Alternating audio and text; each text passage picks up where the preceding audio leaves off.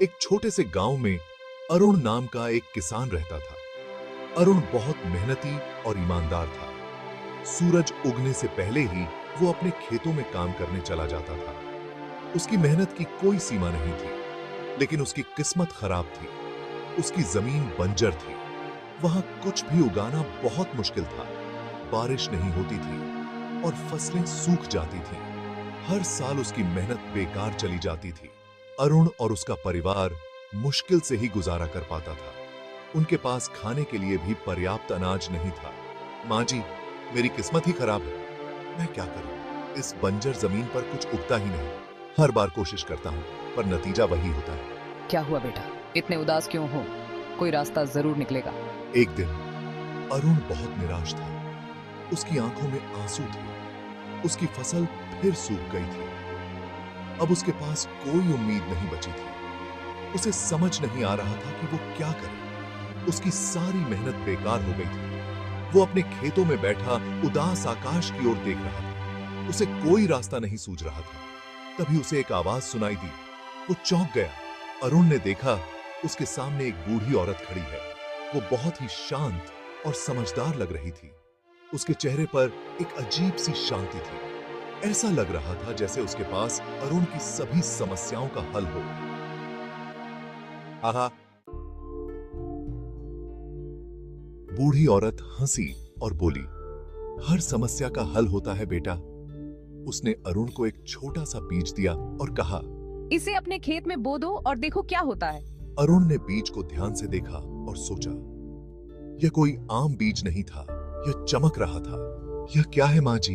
ये जादुई बीज है बेटा, इसकी देखभाल करना, ये तुम्हारी किस्मत बदल देगा। अरुण ने बूढ़ी औरत का धन्यवाद किया। उसे समझ नहीं आ रहा था कि यह बीज सच में उसकी किस्मत बदल देगा या नहीं, लेकिन उसने फैसला किया कि वह कोशिश जरूर करेगा और मेहनत करेगा। अगले दिन अरुण ने बड़े प्यार से उस बीज को अपने खेत में बोया और उसे पानी दिया। कुछ ही दिनों में उस बीज से एक अद्भुत पौधा उगाया। यह पौधा बहुत तेजी से बढ़ रहा था और कुछ ही हफ्तों में पूरे खेत में फैल गया। खेत में मैंने कभी सपने में भी नहीं सोचा था कि मेरी जमीन इतनी उपजाऊ हो सकती है। यह कोई साधारण पौधा नहीं था। इस पर तरह तरह के फल और सब्जियां उग रही थीं। ऐसा लग रहा था जैसे प्रकृति ने अरुण पर अपनी सारी कृपा बरसा दी हो। अरुण की खुशी का ठिकाना नहीं था। अरुण के पड़ोसी का नाम कालू था। कालू बहुत लालची और ईर्ष्यालु था। वह हमेशा दूसरों की संपत्ति और सफलता को देखकर जलता रहता था। जब उसने अरुण के खेतों को हरा भरा देखा, तो उसके मन में लालच आ गया। उसे लगा कि अरुण के पास कोई विशेष रहस्य है। उसने सोचा कि अरुण के पास जरूर कोई जादुई बीज होगा। वह इस विचार से बहुत उत्साहित हो गया। हाँ, अगर मैं इस जादुई बीज को पा सकूं, तो मेरे खेत भी हरे भरे हो जाएंगे। मेरे खेत भी अरुण के खेतों की तरह सुंदर दिखेंगे। एक रात कालू चुपके से अरुण के खेत में घुस गया और उसने उस जादुई पौधे से एक फल तोड़ लिया। वह बहुत सावधानी से काम कर रहा था ताकि कोई उसे देख न सके। उसने सोचा कि अगर वो इस फल के बीज बोएगा तो उसके खेत भी हरे भरे हो जाएंगे। वह बहुत खुश था और अपने सपनों को सच होते देख रहा था। अब मेरे खेत भी हरे भरे हो जाएंगे। मैं भी अरुण की तरह सफल हो जाऊंगा। कालू ने उस फल से बीज निकाले और उन्हें अपने खेत में बो दिया। वह बहुत उत्साहित था और बेसब्री से परिणाम का इंतजार कर रहा था। लेकिन उसके खेत में कुछ नहीं उगा। उसकी सारी उम्मीदें टूट गईं। कालू को अपनी मूर्खता पर बहुत गुस्सा आया। उसने सोचा कि उसने कितना बड़ा गलती कर दी। उसे समझ नहीं आ रहा था कि आखिर उसने गलती कहां की। वह सोच में पड़ गया कि क्या उसने कुछ गलत किया था या फिर उसकी किस्मत ही खराब थी। कालू अरुण के पास गया और उससे झगड़ा करने लगा। उसने अरुण पर आरोप लगाया कि उसने उसे धोखा दिया है। अरुण, तुमने मुझे धोखा दिया है। भाई, लालच बुरी बला है। यह बीज जादुई है, लेकिन इसका जादू लालच पर काम नहीं करता। धीरे धीरे अरुण की कहानी पूरे गांव में फैल गई। लोग दूर दूर से उसके खेतों को देखने आने लगे। अरुण, हमें बताओ कि कैसे तुम्हारे खेत इतने हरे भरे हो गए।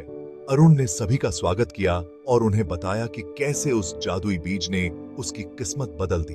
असली जादू तो मेहनत, ईमानदारी और प्रकृति के साथ तालमेल बिठाने में है। लोगों ने अरुण की बातों को ध्यान से सुना। साल बीतते गए। अरुण और उसका परिवार खुशहाल जीवन जीने लगा। उनके खेतों में हर साल अच्छी फसल होती थी और गांव में खुशहाली छाई रहती थी। अरुण के बच्चे बड़े हुए और उन्होंने भी खेती करना सीख लिया। वे अपने पिता की तरह मेहनती और समर्पित थे। अरुण की एक पोती थी जिसका नाम अनन्या था। वह अपने दादा के बहुत करीब थी और उनसे बहुत कुछ सीखती थी। अनन्या बहुत ही समझदार और दयालु थी। उसकी समझदारी और दयालुता की वजह से गांव के लोग भी उसे बहुत पसंद करते थे। वो अपने दादा से बहुत प्यार करती थी और अक्सर उनके साथ खेतों में जाती थी। खेतों में काम करते हुए वह अपने दादा से कहानियां सुनती और नई बातें सीखती। दादा, मुझे आपके साथ खेतों में जाना बहुत अच्छा लगता है। यहाँ की हरियाली और ताजगी मुझे बहुत पसंद है। एक साल भयंकर सूखा पड़ा। गांव में पानी की कमी हो गई और फसलें बर्बाद होने लगी। बारिश बिल्कुल भी नहीं हुई और सभी के खेत सूखने लगे। किसानों की मेहनत बेकार हो गई और वे बहुत चिंतित हो गए। गांव वाले बहुत परेशान थे। उन्हें समझ नहीं आ रहा था कि वे क्या करें। हर तरफ निराशा का माहौल था। उन्हें समझ नहीं आ रहा था कि वे क्या करें। वे एक दूसरे से सलाह मशविरा कर रहे थे, लेकिन कोई समाधान नहीं मिल रहा था। दादा, क्या हम उस जादुई बीज से कुछ कर सकते हैं? क्या वह हमारी मदद कर सकता है? अनन्या ने अपने दादा से सुना था कि उस जादुई बीज में बहुत शक्ति है। वह सोचने लगी कि शायद यह बीज उनकी समस्या का समाधान हो सकता है। उसने सोचा कि अगर वो उस बीज की मदद से कुछ कर सके तो कितना अच्छा होगा। उसकी आंखों में उम्मीद की चमक थी। दादा, क्या मैं उस बीज को देख सकती हूँ? मुझे यकीन है कि यह हमारी मदद कर सकता है। अरुण ने अनन्या को वो बीज दिखाया जो अब एक छोटे से बक्से में रखा हुआ था। वह बीज बहुत ही खास और अनमोल था। अनन्या ने ध्यान से उस बीज को देखा। उसकी आंखों में एक नई चमक थी और वह बहुत उत्साहित थी। उसे समझ आ गया कि उसे क्या करना है। उसने ठान लिया कि वह इस बीज की मदद से गांव की समस्या का समाधान करेगी। अनन्या ने उस जादुई बीज को लेकर खेतों में गई। उसने उस बीज को जमीन में दबा दिया और प्रार्थना की कि बारिश हो। हे भगवान, कृपया बारिश करवा दो। अनन्या की प्रार्थना का असर हुआ। अगले ही दिन बादल छा गए और जोरदार बारिश होने लगी। पूरा गांव खुशी से झूम उठा। अनन्या, यह सब तुम्हारी और उस जादुई बीज की वजह से हुआ है। इस तरह अरुण और अनन्या ने उस जादुई बीज की विरासत को आगे बढ़ाया। उन्होंने लोगों को सिखाया कि प्रकृति का सम्मान करना कितना जरूरी है और कैसे हम सब मिलकर मुश्किलों का सामना कर सकते हैं। हमें हमेशा प्रकृति का सम्मान करना चाहिए और उसकी देखभाल करनी चाहिए। यह कहानी हमें याद दिलाती है कि प्रकृति हमारी सबसे बड़ी संपत्ति है। हमें इसका ध्यान रखना चाहिए और इसका सम्मान करना चाहिए।